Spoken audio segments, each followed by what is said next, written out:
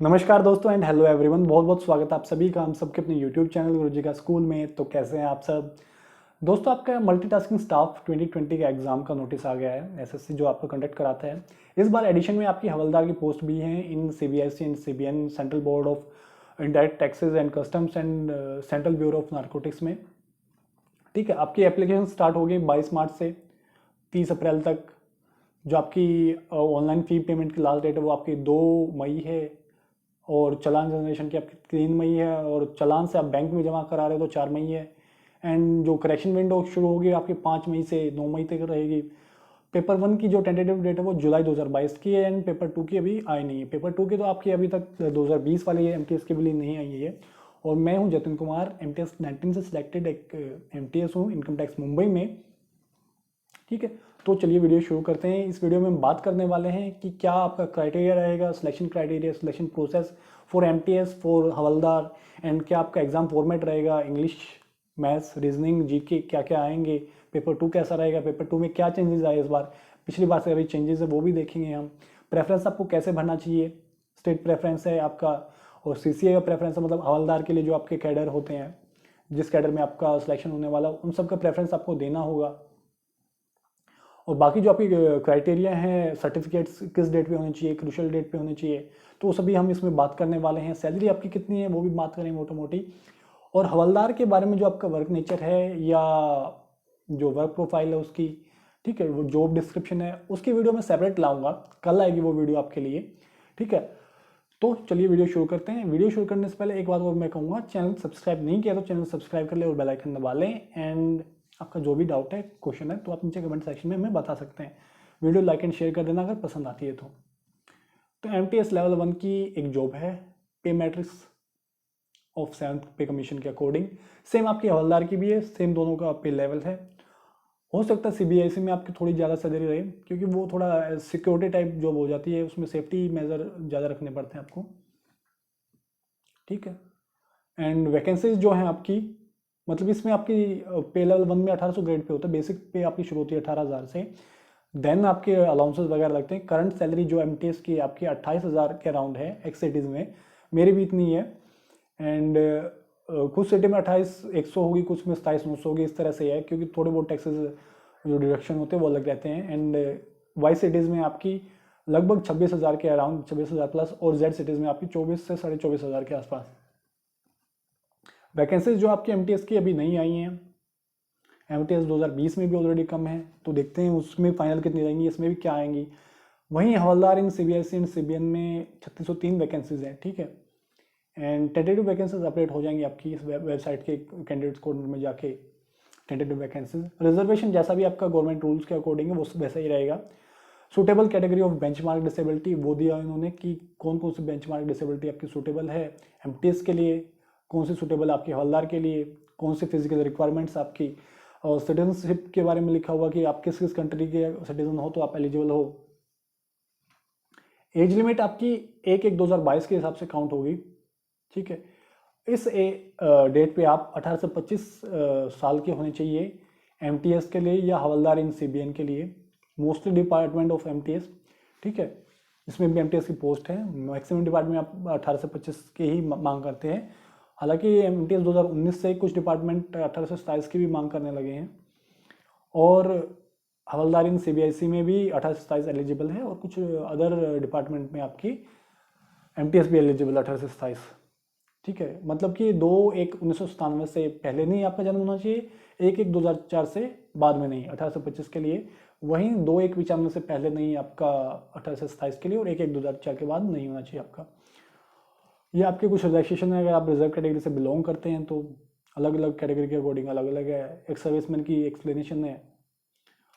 Process of certification, format of certificates, आपका main बात बता दूं मैं, आपकी आप SC ST OBC किसी भी कैटेगरी से हैं तो आपका सर्टिफिकेट जो है PWD से है तो सेंट्रल फॉर्मेट में होना चाहिए। इसका फॉर्मेट नीचे एनेक्सस में दिया हुआ है, इस नोटिस में आप नीचे भी चेक कर सकते हैं, आपने ऑप्शन डाउनलोड कर लिया हो, SSC की वेबसाइट पे अवेलेबल है। ठीक है, अगर आप क्रूशल डेट के बाद का बनाते हो तो आपको प्रॉब्लम हो सकती है, लेकिन आपको क्रूशल डेट से पहले ही अपना सर्टिफिकेट रेडी रखना चाहिए, खासकर OBC कैंडिडेट्स के लिए मैं कह रहा हूँ। बाकी कैंडिडेट भी अगर क्रूशल डेट से पहले ही बनवाते हैं तो बेहतर है। आप ये ना सोचें कि भाई बाद में बन जाएगा, Tier 1 क्लियर होने के बाद बन जाएगा, या Tier 2 या डॉक्यूमेंट वेरिफिकेशन के टाइम पे बन जाएगा। तो ऐसा ना सोचे, टाइम पे बनवा के रखें, ठीक है। और हम EWS की बात करें तो EWS के लिए आपका वैलिड रहेगा 2022 से 2023 का, जो बना होना चाहिए 2021 से 22 के फाइनेंशियल ईयर के बेस पे, ठीक है। वैलिड ईयर ये होना चाहिए उसका, अभी बनवा लेते तो बेहतर रहेगा, ठीक है, ताकि आपको बाद में प्रॉब्लम ना हो। स्क्राइब के लिए अगर चाहिए तो आपको प्रोविजन ऑफ कंपेंसेटरी टाइम वो दिया हुआ है इन्होंने। आगे चलते हैं कि एजुकेशन क्वालिफिकेशन क्या होनी चाहिए। 30 अप्रैल 2022 के दिन आप 10th पास होने चाहिए, या उसके इक्विवेलेंट होने चाहिए, उससे पहले होना चाहिए। मतलब इससे पहले पहले आपका रिजल्ट आ जाना चाहिए, चाहे आप डिस्टेंस से हो, चाहे आप ओपन से हो, चाहे आप रेगुलर हो, इससे पहले पहले आपकी 10th क्लियर हो जाना चाहिए। इसके बाद अगर आपका रिजल्ट आता तो आप वैलिड नहीं रहोगे। अप्लाई कैसे करना है वो भी बताया इन्होंने, सारा प्रोसेस दिया हुआ इन्होंने, लास्ट में भी दिया है। फोटो आपका होना चाहिए 20 KB से 50 KB के बीच में, 3.5 सेंटीमीटर उसकी विड्थ होनी चाहिए, 4.5 सेंटीमीटर उसकी हाइट होनी चाहिए। अगर प्रॉपर फोटोग्राफ नहीं आपने अपलोड किया तो आपका कैंसिल भी हो सकता है फॉर्म, तो ये खास ध्यान रखें आप। बाद में आप ये ना कहो कि SSC ने मेरा ये कर दिया वो कर दिया, पहले ही ध्यान रखिए उस बात का। एप्लीकेशन फ़ी आपकी 100 रुपीज़ है, बाकी शेड्यूल कैटेगरीज के लिए आपका फ़ी वेवर है, फ़ी ऑफ है, ठीक है। आप इन तरीके से पे कर सकते हैं। अब बात करते हैं आप कब करेक्शन कर सकते हैं फॉर्म में, तो 5 मई से 9 मई तक आप करेक्शन कर सकते हैं। फर्स्ट करेक्शन के लिए आपके 200 रुपये लगेंगे, सेकंड करेक्शन के लिए आपके 500 रुपये लगेंगे, ये दिया भी है इन्होंने, 200 एंड 500। अब बात कर लेते हैं आगे इसका एग्ज़ाम फॉर्मेट क्या रहेगा एंड बाकी चीज़ें। सेंटर ऑफ एग्जामिनेशन सेंटर कहाँ कहाँ पढ़ सकते हैं वो दे रखा है इन्होंने। इसमें एग्जामिनेशन सेंटर आपके रीजन के हिसाब से होते हैं। SSC के रीजन है, 9 रीजन्स हैं। सेंट्रल रीजन है आपका, ईस्टर्न रीजन है आपका, कर्नाटका केरला रीजन है, मध्य प्रदेश रीजन है, नॉर्थ ईस्टर्न रीजन है, नॉर्दर्न रीजन है आपका NWR है, नॉर्थ वेस्टर्न साउदर्न रीजन है आपका, और वेस्टर्न रीजन है। तो इसमें से कहीं भी आपका जो भी आपका सूटेबल है वो आप भर सकते हैं।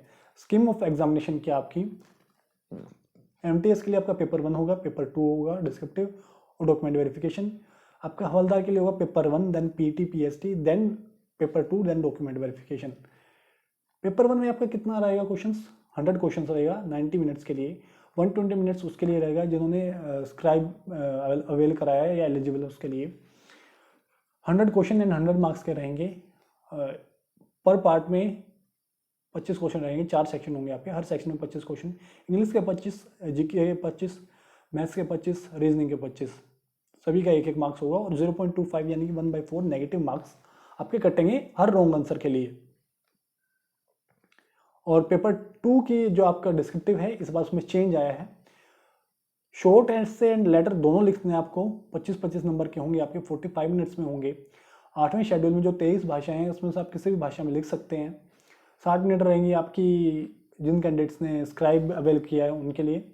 एंड 25-25 नंबर के आपका एस्से और लेटर होगा। पहले क्या होता था, एक एस्से या एक लेटर लिखना होता था, अब की बार दोनों लिखने हैं 45 मिनट में। पहले 30 मिनट का टाइम होता आपका UR के लिए, बाकी कैटेगरीज के लिए जिन्होंने स्क्राइब अवेल नहीं किया है, बाकी सभी कैटेगरीज के लिए जिनके स्क्राइब अवेल किया है उनके 60 मिनट रहेंगी। पहले वो भी 45 होती थी, आई थिंक 45 या 40 होती थी। पेपर 2 आपका पेन पेपर बेस होगा, पेपर 1 आपका ऑनलाइन होगा। आप उस टाइम पे उस पर थोड़ी खास ध्यान से अपना रोल नंबर वगैरह भरिएगा, वो उसकी बात हम बाद में करेंगे पेपर 2 के टाइम पे। एंड सिलेबस दिया हुआ इन्होंने, क्या क्या सिलेबस आ सकता है आपका।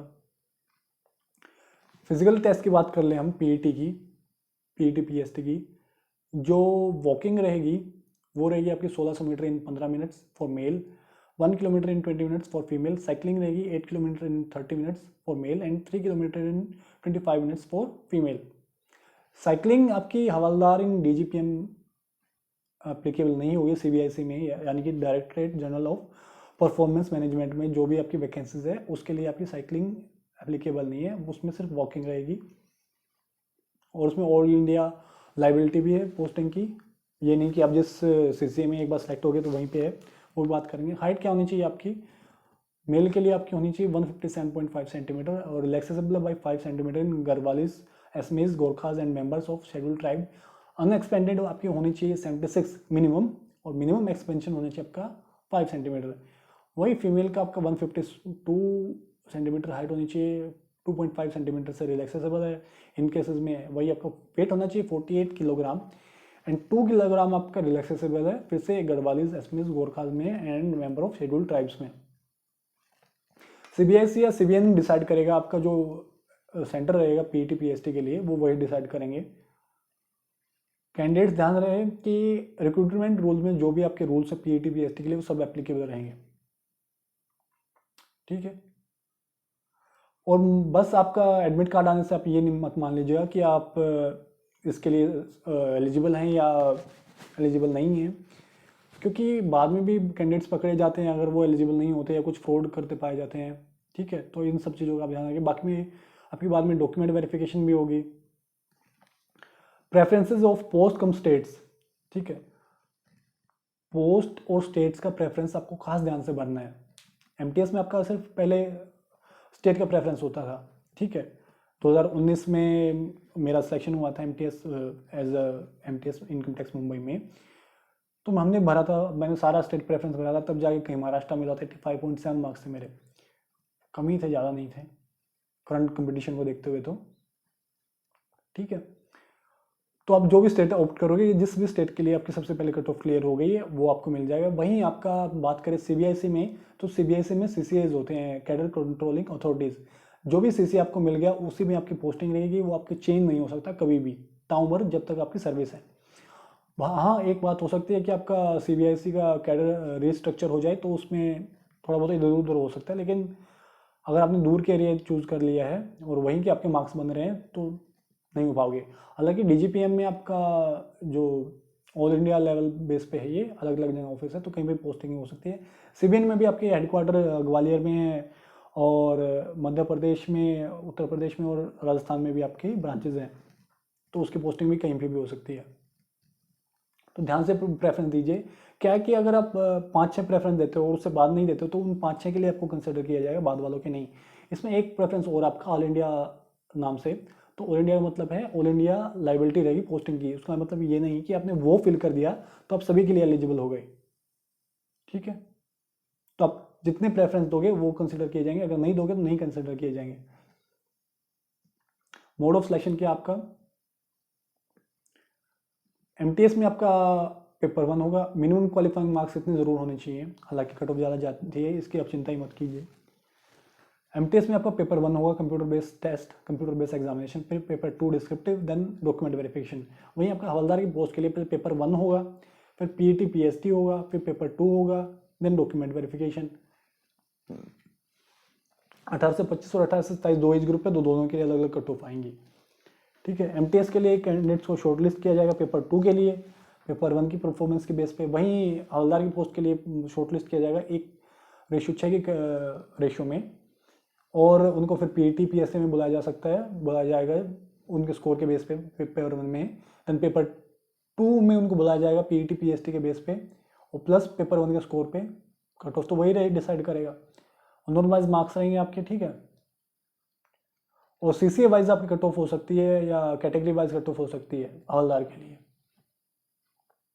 2 सेपरेट लिस्ट रहेंगी आपकी एमटीएस और हवलदार के लिए, तो दोनों में कैंडिडेट्स कॉमन भी हो सकते हैं। ये ना कहें कि एनटीपीसी की तरह हमारा ये हो गया तो एक ही कैंडिडेट रहना चाहिए था, 2 में नाम क्यों है भाई, 2 अलग एग्जाम है तो 2 के लिए आएगा नाम। जो कैंडिडेट पीईटी पीएसटी फेल करता है उनको हवलदार के लिए कंसिडर नहीं किया जाएगा। पेपर 2 में आपका मिनिमम क्वालिफाइंग मार्क्स है 40% यूआर के लिए, 30% 35% अदर कैटेगरीज के लिए। यूआर के लिए 20 से 50 में से, बाकी कैटेगरीज के लिए 17.5 है, ठीक है। डॉक्यूमेंट वेरिफिकेशन सभी को करानी होती है, बाकी सभी चीज़ें दी हैं कि सभी को करानी है, ठीक है। फर्दर लोकेशन और department office in accredited states वो रीजनल ऑफिसर्स के द्वारा होगा बाद में आपका एमटीएस अगर आप सेलेक्ट होते तो। बाकी कैटेगरीज केसेस लिखे हैं कि अगर आप कुछ भी करते हुए पा जाते हो गलत तो आपके लिए अगेंस्ट क्या क्या हो सकता है। एक बात हो रहा है कि फीमेल कैंडिडेट अगर प्रेग्नेंट पाए जाते हैं पीटी पीएसटी के दौरान कुछ वीक्स के, 6 वीक्स का शायद इसमें कंडीशन, तो आप उस टाइम पे पीटी में अपेयर नहीं हो सकते और आपको टाइम दिया जाएगा कुछ जो टेम्परेरी आपके रहेंगे मेडिकल में फेल, टेम्परेरी अनफिट, उनको एक टाइम दिया जाएगा। उसके बाद आपको फिटनेस सर्टिफिकेट देना होगा, उस बेस पे आपको फिर से कंसिडर किया जाएगा। तब तक उन पोस्ट को वैकेंट रखा जाएगा जिन पे भी आपकी मेडिकल टेम्परेरी अनफिट हैं या जो ये फीमेल कैंडिडेट हैं जो प्रेग्नेंट थे उस टाइम पे, उनकी वैकेंसीज को वैकेंट रखा जाएगा अगर उनके मार्क्स उतने बनते हैं तो फाइनल सिलेक्शन के लायक। इस कुछ अनेक्जर दिए हुए हैं आपके अलग अलग सर्टिफिकेट के रिगार्डिंग, ये आप देख लीजिएगा।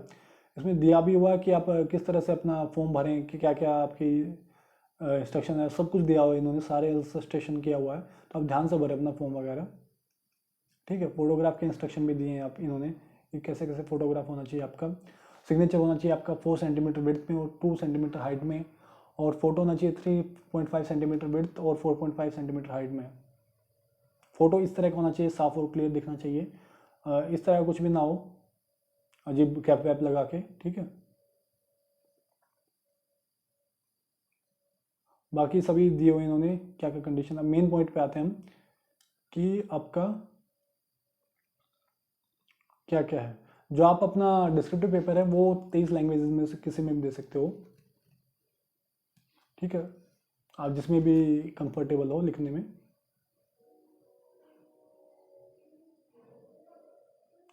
एंड ये आपके डिफरेंट जो सीसीए हैं, ठीक है, वो कहाँ कहाँ पे कौन कौन सा जुरिस्डिक्शन एरिया उनका, ठीक, वो दिया हुआ इन्होंने डिटेल्स। ये पोस्ट प्रेफरेंस के कोड्स है, ये आप जरूर ध्यान से भरें, जो भी आपको पहले पसंद है वो भरिए। लेट्स सपोज मैं हरियाणा से हूँ, अगर मैं भरता हूँ तो मैं क्या भरूंगा, चंडीगढ़ भरूंगा पहले। मैं हवलदार अभी एमटीएस हूँ ऑलरेडी, और मुझे हवलदार तो बिल्कुल नहीं चाहिए होगा। ठीक है, तो मैं एमटीएस भरूंगा, मान लो सपोज आप हवलदार नहीं चाहते तो एमटीएस ही भरो, 12 13 14 15 16 एंड 17 तक। देना अगर आप हवलदार नहीं बना तो ये भरो, हवलदार को लास्ट में डाल दो। ठीक है, अगर आपको एमटीएस प्रेफर करना है। मुझे जैसे शुरू में चंडीगढ़ पसंद है, फिर हरियाणा पसंद है, फिर दिल्ली पसंद है, ठीक है, फिर राजस्थान, फिर उत्तराखंड, इस तरह से मैं भरूंगा, सारे भरूंगा जिससे कोई मिस ना हो, सबके लिए मैं कंसिडर किया जाऊँ। और अगर मुझे 10 भरने उसके बाद नहीं भरना तो उसके बाद एक्स एक्स एक्स डाल दे बाकी सभी कॉलम्स में। ये आपकी वैकेंसीज हैं डिफरेंट सीबीएसई में और सीबीएन में, डिफरेंट सीसीएज में। टोटल वैकेंसी आपकी 3603 है। डायरेक्टरेट में आपकी 136 और 341 हैं, डीजीपीएम में और सीबीएन में। ठीक है, कस्टम और सीजीएसटी के ऑफिस में बाकी सारी आपकी वैकेंसीज दी हुई हैं स्टेट वाइज और सीसीए वाइज। ठीक है, that's all for today's video. And video आपको थोड़ा लेट मिला उसके लिए सॉरी। एंड आपके जो भी कमेंट्स हैं या डाउट्स है, क्वेज है, नीचे कमेंट सेक्शन में बताएं, टेलीग्राम ग्रुप में बताएं, इंस्टाग्राम पे, फेसबुक पे, ट्विटर पे, आप कहीं भी बताएं, हम अवेलेबल आपको आंसर करने के लिए। प्लीज़ वीडियो को लाइक एंड शेयर करें, subscribe to our channel and press the bell icon. धन्यवाद, बाय बाय, जय हिंद, जय भारत।